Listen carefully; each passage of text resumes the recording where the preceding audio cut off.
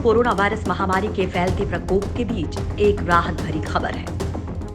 अब देश में ये खतरनाक वायरस कम जानलेवा साबित हो रहा है। भारत में कोरोना वायरस का ग्राफ 1,74,000 हो गया है, लेकिन जितने नए मामले सामने आए उससे कहीं ज्यादा लोग रिकवर हुए हैं। यानी ठीक से देखें तो अब भारत में केवल 86,000 लोग ही पॉजिटिव हैं। वहीं भारत में कोरोना वायरस का केस फैटिलिटी रेट भी 3% के नीचे पहुंच गया है।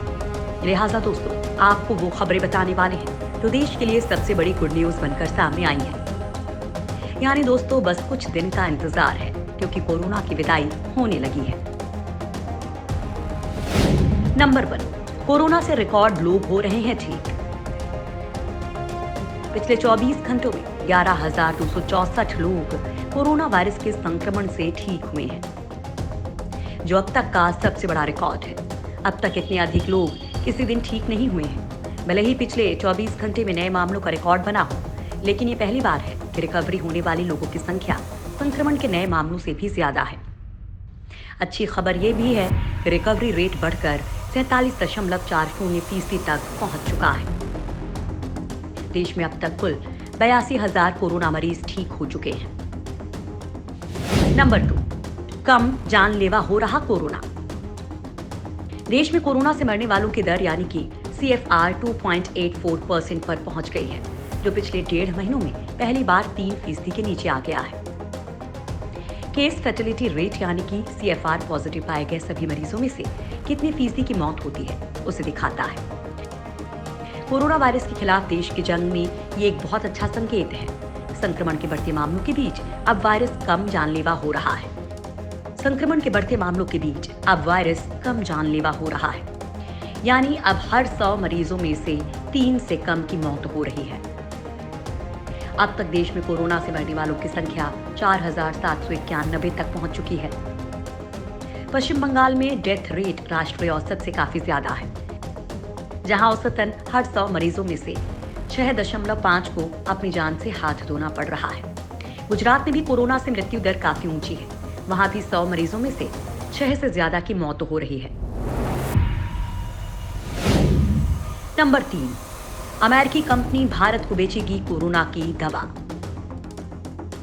कोरोना मरीजों को फायदा पहुंचाने वाली दवा रेमडेसिविर को भारत में बेचने के लिए गिलियड साइंसेज ने एप्लीकेशन दी है। कंपनी ने केंद्रीय औषधि मानक नियंत्रण संगठन से एंटीवायरल ड्रग रेमडेसिविर को भारत में बेचने के लिए मार्केटिंग राइट्स मांगे हैं। अब CDSCO की विशेषज्ञ समिति इस आवेदन की जांच करेगी। ये विशेषज्ञ समिति की सिफारिशों के आधार पर अंतिम निर्णय लेगा।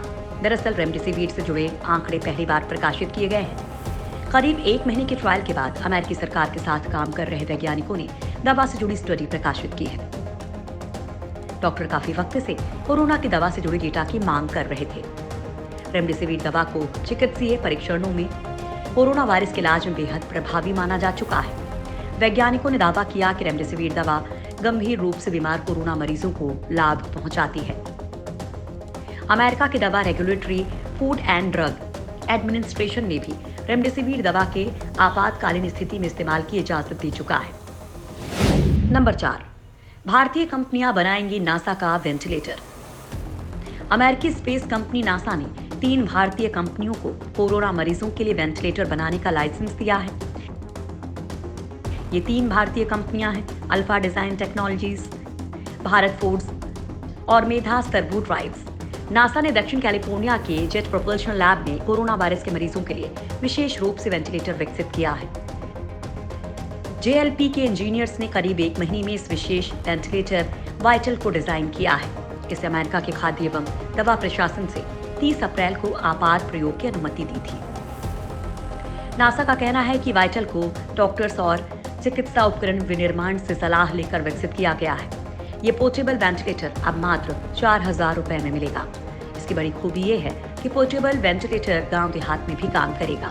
इसे एक स्थान से दूसरे स्थान पर ले जाना संभव होगा। ये मोबाइल ऐप से संचालित होगा। नंबर 5, चीन ने किया 99% कारगर वैक्सीन बनाने का दावा। चीन की एक कंपनी ने कोरोना वैक्सीन को लेकर एक बड़ा दावा किया है। ये दावा किया है बीजिंग की एक बायोटेक कंपनी साइनोवैक। ये कंपनी चीन में करीब 1000 से ज्यादा वॉलंटियर्स पर इसका ट्रायल कर रही है। स्काई न्यूज के हवाले से कहा जा रहा है कि अब इस वैक्सीन का स्टेज 3 ट्रायल इंग्लैंड में करने की तैयारी चल रही है। वैक्सीन बनाने वाले रिसर्चर्स से जब पूछा गया कि क्या ये वैक्सीन काम करेगी, इसके जवाब में रिसर्चर लुओ बैशन ने कहा कि ये 99% तक कारगर साबित होगी।